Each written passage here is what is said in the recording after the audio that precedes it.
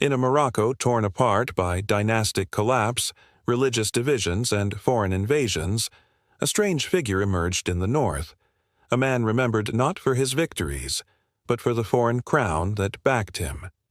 His name was Abd Allah al-Burtuqali, the Portuguese One, and his story reveals a time when Fez, the heart of Morocco, was no longer in Moroccan hands. This is the tale of a puppet sultan, a divided kingdom, and a dynasty on the edge of extinction. A kingdom under siege.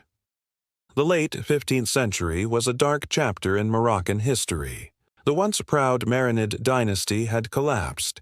The Wattasids, former viziers, now ruled as sultans from Fez, but their grip was weak. Much of the south was lost to rebellious tribes and religious movements. The east was fragmented. And the coastal cities? They had become the playground of foreign powers. The Portuguese, emboldened by their conquest of Ceuta in 1415, had turned the Moroccan coast into their frontier.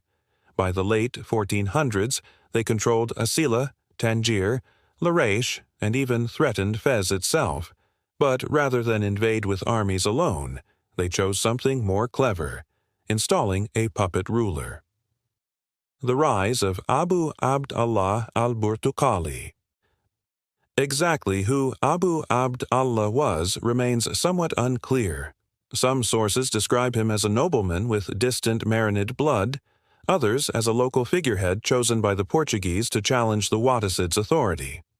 What is certain is this. In a moment of weakness, probably around the late 1490s, shortly before Muhammad al-Sheikh al-Wattasid's death, Fez was taken or heavily influenced by forces loyal to Portugal. Amid this turmoil, Abd Allah al-Burtuqali was installed as a rival sultan, either by the Portuguese directly or with their political and military support. He was given the title of Sultan of Fez, but his authority did not stretch far. He was not recognized by the rest of Morocco. His power base depended almost entirely on foreign protection. And among the people of Fez, he was not respected. He was feared, mocked, or seen as a traitor. A city torn in two.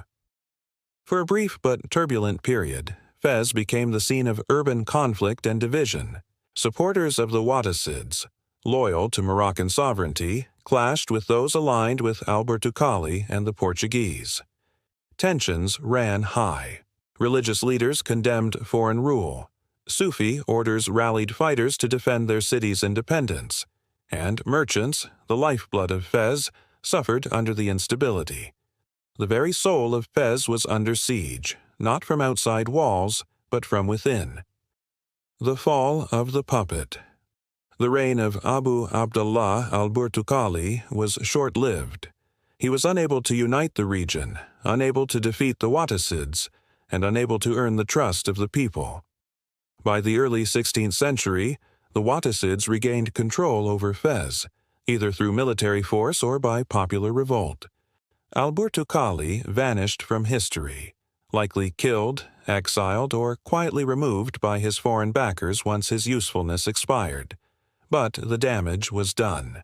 His rule had shown how vulnerable Morocco had become to European interference, and how close it came to losing not just its cities, but its sovereignty. Legacy of shame or warning of the future. Abd Allah al-Burtuqali was not a conqueror. He was not a reformer, nor a great builder. He was a man who held the crown with foreign hands behind it, and that was his downfall. His legacy is one of warning, that when dynasties weaken, outside powers will not hesitate to decide your future, that even a holy city like Fez can fall prey to betrayal from within. He reminds us that not all kings wear their own crowns, and not all sultans serve their own people. Subscribe for more unexplained history.